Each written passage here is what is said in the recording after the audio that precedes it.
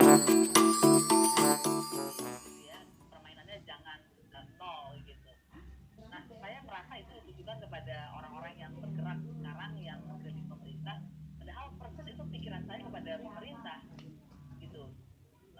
Dan juga DPR sebetulnya, karena ini semua ditujukan kepada pembumi hangusan masyarakat gitu. Bagaimana tidak bumi hangus gitu ya, tadi royalti 0%, kemudian HGU lama sekali, orang bisa bekerja kontrak, bahkan bisa jadi casual worker yang kalau waktu pekerjaan di sini intinya rakyat tidak akan dapat apa-apa, nol nol gitu. Dan apakah itu mungkin terjadi? Mungkin gitu. Banyak negara kemudian seperti Ethiopia, tadinya negara kaya jadi miskin habis-habisan. Ada kategori failed state ya di dalam literatur, di mana kita semua sibuk berkonflik, tapi kesejahteraannya minim, pemerintahnya tidak peduli dan lain-lain, dan dikuasai oleh siapa yang kuat. Nah, jadi apa yang harus kita lakukan? Ya menurut saya sebelum itu terjadi, gerakan kita itu harus dengan sangat serius menghentikan ini semua, karena percayalah gitu ya, setidak-tidaknya dari data yang kecil, YLBHI mulai dari 2016 sampai 2020 itu datanya semua tidak ada yang ngacak. Demokrasi semakin lama semakin menyempit, perampasan hak masyarakat semakin banyak, hukum tidak pernah ditegakkan, dan hukum hanya dijadikan alat kekuasaan. Dan ini tidak akan berhenti. Menurut saya tidak akan mundur geraknya, mundur artinya menjadi lebih baik. Tapi yang perlu dilakukan, menurut saya masih banyak orang-orang yang belum sadar.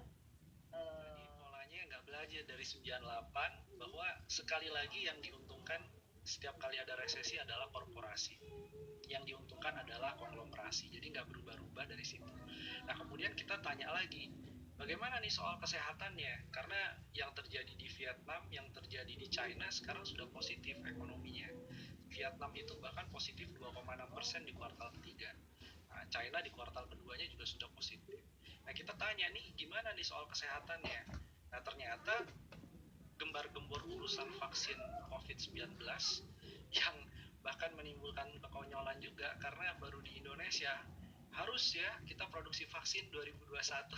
Mana bisa gitu diketawain sama ahli kesehatan, mana ada vaksin diuber-uber kayak nguber maling gitu.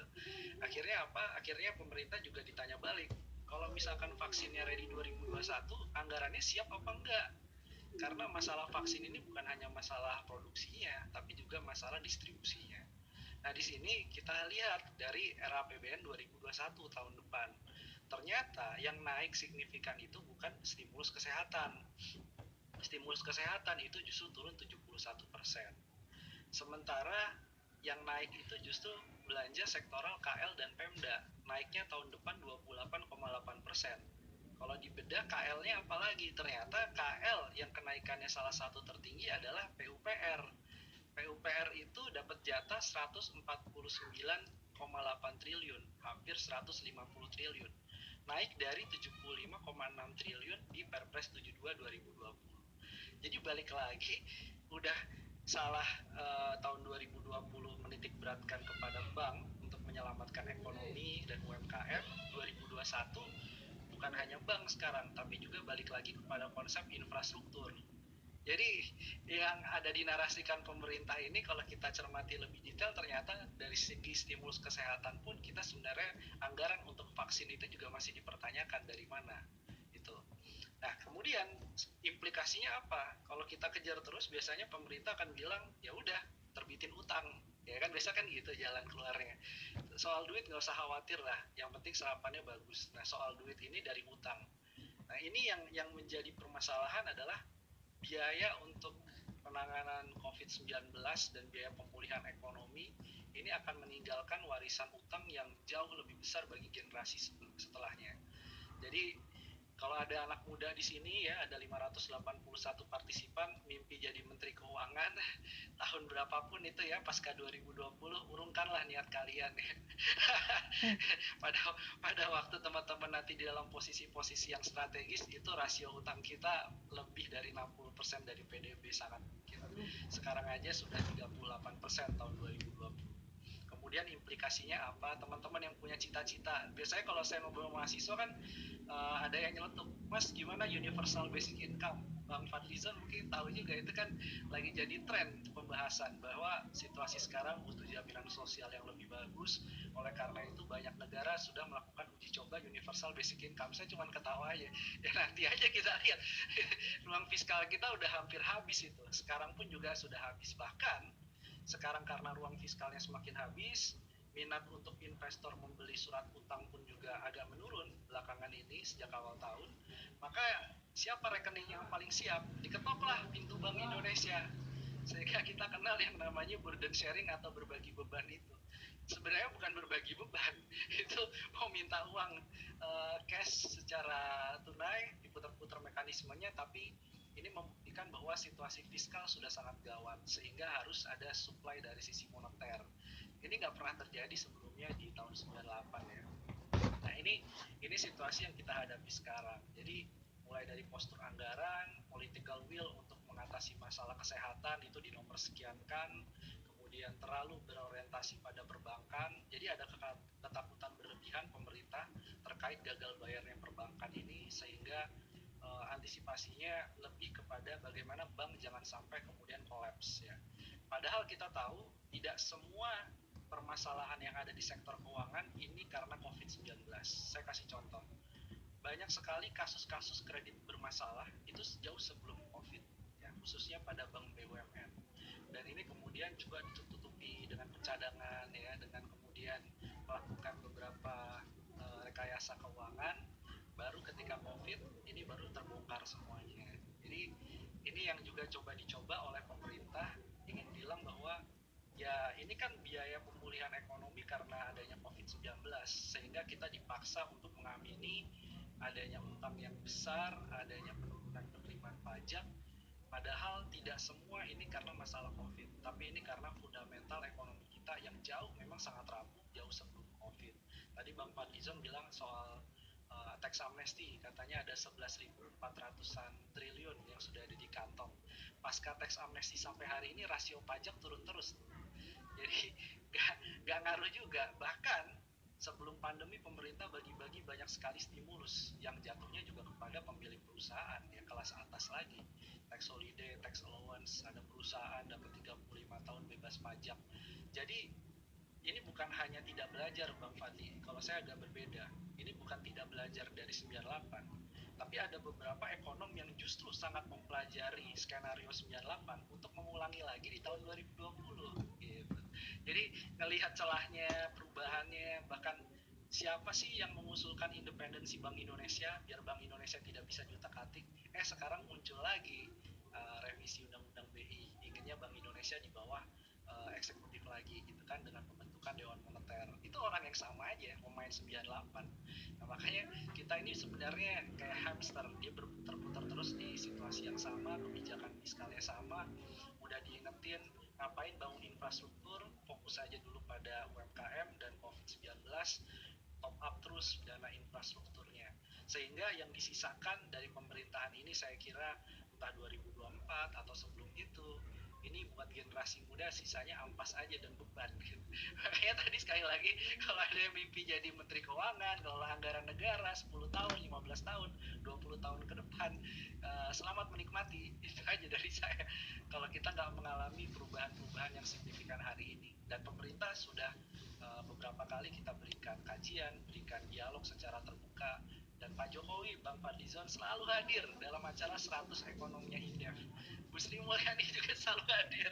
Jadi kita udah buka dialog, kita udah buka diskusi. Ya tapi apa boleh buat, kan tadi oligarkinya punya kajiannya lebih lengkap daripada Indef dan kawan-kawan. Jadi yang dipakai kajian-kajian dari oligarki. Dan saya nggak setuju, sebelumnya saya pernah diskusi sama Mbak Aswin, saya nggak setuju bahwa ada invisible hand. hari ini Bang Fadli, hari ini yang terjadi adalah visible hand. Kenapa?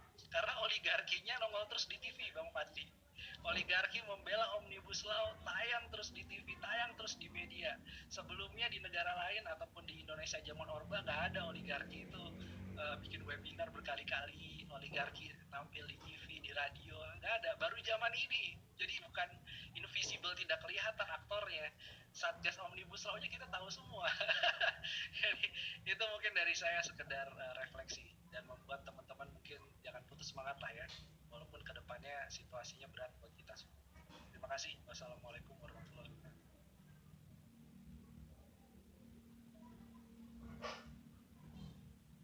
Waalaikumsalam warahmatullahi wabarakatuh. Terima kasih Mas Bima. Sebenarnya masih ada satu narasumber lagi, yaitu Mas Dandi Laksono. Tapi Mas sebuah demonstrasi, saya bolak-balik itu bicara, saya bikin di YouTube channel saya itu yang namanya agen provokasi, Jean Provocateur gitu ya, bahwa di dalam setiap aksi itu biasa itu ada nanti seperti yang diungkap di narasi TV itu, nanti ada pihak yang berusaha mendiskreditkan dengan cara misalnya pembakaran halte, pembakaran fasilitas lain, padahal pihak itu bukan mahasiswa, bukan pelajar, bukan buruh, bukan yang berdemonstrasi. Itu teori klasik sebetulnya, sangat klasik gitu ya. Itu intelligence 101 gitu. Jadi untuk melakukan agen provokasi ini upaya untuk mendiskreditkan. Makanya bagus sekali itu yang diungkapkan oleh narasi TV, harus ditangkap gitu orang-orang itu. Saya yakin itu bukan dari pihak mahasiswa atau dari pihak pelajar atau buruh dan yang berdemonstrasi. Jadi kalau kita sayang sama negara ini, memang kita harus mengeksersis apa yang ada, ruang yang ada di dalam konstitusi. Saya kira kita sama-sama tahu bahwa tidak mudah lagi sekarang ini untuk melakukan berbagai hal upaya yang menurut kita benar, tapi ini karena sudah ada the capture gitu ya. Jadi kalau dulu dalam gerakan-gerakan itu ada occupied ya, mungkin ini oligark ini sudah sampai kepada occupied Indonesia gitu ya. Jadi Indonesia ini sudah di-occupied, dan itu yang menurut saya harus kita bebaskan. Mungkin perlu ada pembebasan sekali lagi gitu. Terima kasih. Mas Rizon, saya mau nanya, kalau keresahan saya itu justru problemnya itu kadang substansi kritik dan substansi jawaban kritik yang tidak ini ya, kadang kemudian arahnya ke sini. Kalau sebagai contoh begini, para pengkritik pemerintah itu seringkali dengan kritik yang tidak substansifnya, itu yang kadang menurut saya mendistrak substansi kritik, adalah membawa isu sentimen seperti pemerintah dekat komunis, dekat Cina dan semacamnya, sehingga kemudian dikit-dikit bilang pemerintah adalah dekat dengan komunis. Tapi jawaban pemerintah akhirnya orang yang mengkritik pemerintah dikit-dikit dekat dengan HTI gitu misalnya. Akhirnya substansi kritik yang seperti kita diskusikan hari ini tidak pernah terdengar menjadi perbincangan utama, sehingga perbincangan apapun orang yang mengkritik pemerintah seakan-akan itu adalah karena sentimen, dan begitu juga orang yang membela pemerintah itu juga berbasis sentimen. Nah, apakah asumsi saya itu kira-kira benar nggak? Kira-kira justru yang mendistrak adalah orang-orang yang tidak memberikan kritik dan tidak memberikan jawaban kritik secara substantif. Ya kan di dalam era demokrasi kita nggak bisa membatasi orang untuk membuat semacam frame atau garis besar dari itu ya. Tetapi memang yang harus diperbanyak kan kritik substansi. Nah, namun kalau kita sudah mengkritik secara substansi, pemerintah juga tidak bisa membalas kritik substansi itu persoalannya gitu loh. Dan tidak ada dialog. Ini menjadi semacam monolog. Ya monolog. Kadang kalau sudah di ruang perdebatan, apa yang kita tanya dengan apa yang dijawab itu beda, nggak nyambung, ya disconnected. Seperti kemarin saya bilang, ya ada profesor tuh yang staf ahli itu, kan saya katakan di negara ini dia mengatakan $2 ini 2 euro, bahkan mungkin ada yang menggratiskan. Terus dia menjawab, bagaimana kok bisa, risetnya aja berapa, jadi nggak nyambung. Saya nggak tahu nggak nyambungnya itu sebuah kesengajaan memang atau sudah memang dari sananya gitu ya. Jadi ini yang menurut saya harus kita gedor terus gitu. Dan menurut saya disitulah yang namanya perjuangan. Oke, baik, terima kasih. Untuk selanjutnya ada pertanyaan cukup menarik dari Amanda Azahra dari Tambun Selatan. Silahkan Amanda Azahra, mau ditanya, silahkan.